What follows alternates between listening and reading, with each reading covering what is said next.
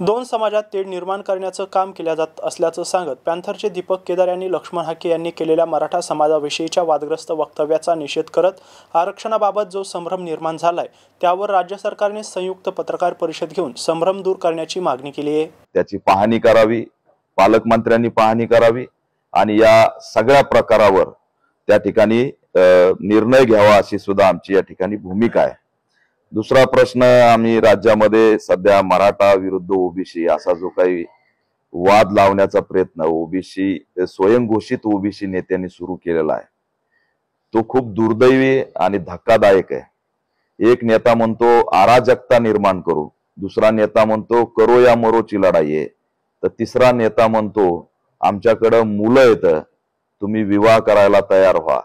तर ह्या सगळ्या स्टेटमेंट मधून एक लक्षात येतंय की आरक्षण मुद्द्याच्या आडून महाराष्ट्रात दंगली घडवायच्या आहेत आणि त्या दंगली घडवण्यासाठी काही लोकांना सुपारी दिलेली अशी एकंदरीत स्थिती दिसते आणि त्याच्यामध्येच उद्रेकाची एक स्थिती या ठिकाणी निर्माण झालेली आहे। आणि म्हणून आमची राज्य सरकारकडे मागणी आहे की जो संभ्रम तयार झालाय की सरसकट दिलंय का नाही दिलं, त्यांचा ओबीसी मध्ये समावेश झालाय का की नाही झालाय, याच्यावरती सरकार बोलायला तयार नाही। आणि त्याच्यामुळे काही लोक जो संभ्रम निर्माण करतायत, मी त्यांना स्वयंघोषित त्या ठिकाणी ओबीसी नेते म्हणतो, कारण ओबीसी साठी त्यांचं कोणतंही योगदान नाही।